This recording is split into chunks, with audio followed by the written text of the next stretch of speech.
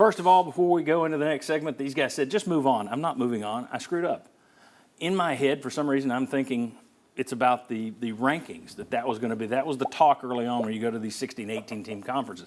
But the SEC put out a thing of tiebreakers. So it's not about the rankings. It's the tiebreakers. These guys were too kind to say, hey, no, that's not right. So, sorry. When we come back, this was the college football playoff as of yesterday. Actually, let me skip that. We're just going to move ahead. I'm just going to show you today. No need to show you yesterday and how it's changed. We'll just show you what you got today. This is the athletics projection for the college football playoff. There you go. I'll lift it up. Mm-hmm. Oregon 1, Miami 2, Georgia 3, Kansas State 4.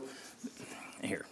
Penn State, Ohio State, Notre Dame, Texas, Indiana, Clemson. Tennessee is in at 11. Boise State 12th. The teams that are just outside, Alabama, Iowa State, BYU, SMU, Texas A&M down there at the very bottom. What sense does that make? I mean, I'm guessing that they're only losses to a team that's in the top 12. Yes, but this is Austin Mock's projection. This is his computer deal. Heather Dinich put out her list of ESPN, and this is how she thinks the first rankings are going to look when they come out. And you see Tennessee 12th. You can take that. There you go. We can put them both up here together. If we can go to the wide shot. There we go. See, they're both there together.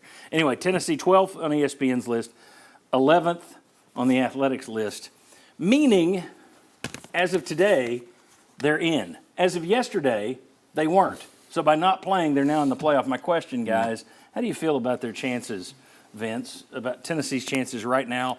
Georgia's the only game out there that looks to be a loss on the road if you go down there and fall apart. You could be 10-2. Mm-hmm. Are you getting in at 10-2? I don't think it's an absolute. I think there's been this narrative that a 10-2 SEC team is getting in.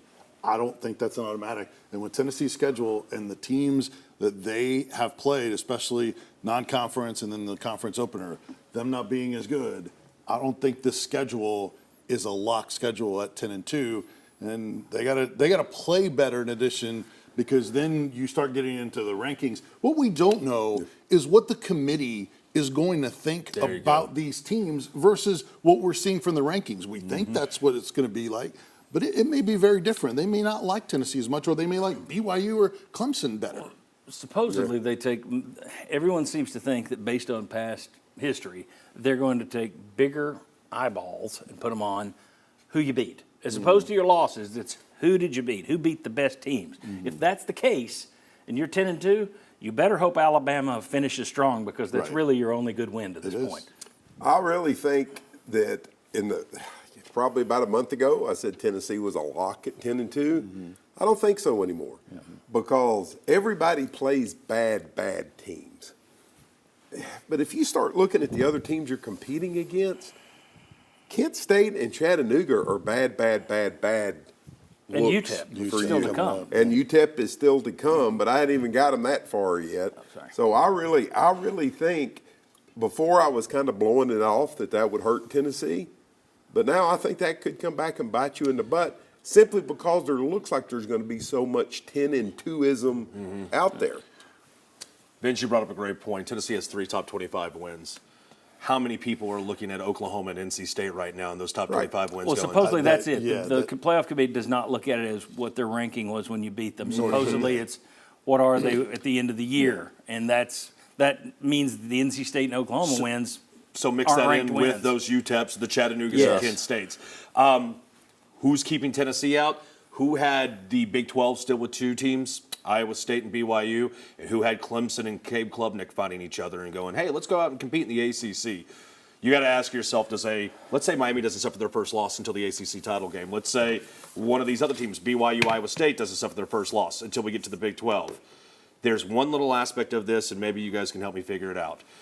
This is still live drama television. If you're a committee member, do you go 11-1 BYU or 10-2 Tennessee? 10-2 Tennessee. 2-loss Clemson or Tennessee?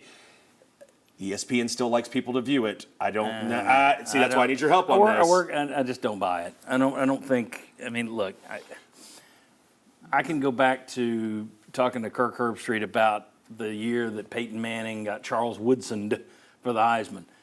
they weren't. It's like, well, they wanted the guy from Michigan. No, they didn't. They wanted eyeballs on the selection, on the announcement. That was it. So they promoted the announcement. Nobody was trying to win that. I don't think that these conferences are kneeling just because ESPN says put these teams in. I don't think so. I think the people who choose it. But I'm also not a conspiracy theorist. So.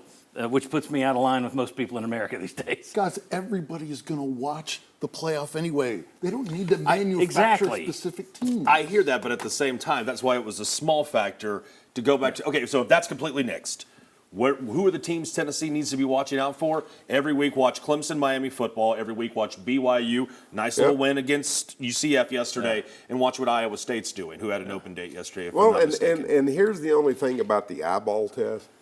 Half the teams that get in are going to be teams that attract a lot of eyeballs. Mm-hmm. So say BYU is not a big attraction on television, but they play Clemson, which is an attraction, or they play Texas, which is an attraction.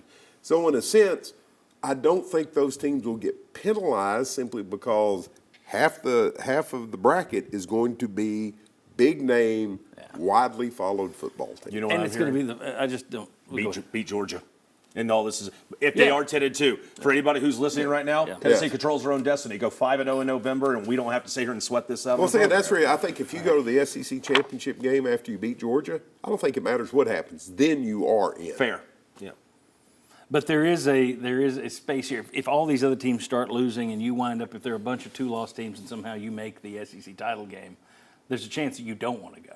You want to just avoid it. I think if you're 11-1, you're okay. No, I said if you lose to Georgia and all these other teams, if the Tumblers trip around and you're a 2-loss team, there's a chance you don't want to go. Oh, in that case, yes. If you are a 2-loss team, if a 2-loss team makes it to Atlanta, you don't want to be getting your third one down there. I wouldn't want to put that one to the test. All right, when we come back, Mark Pankratz joins us to talk about the Vols' new basketball roster. Come on back on the Sports Source.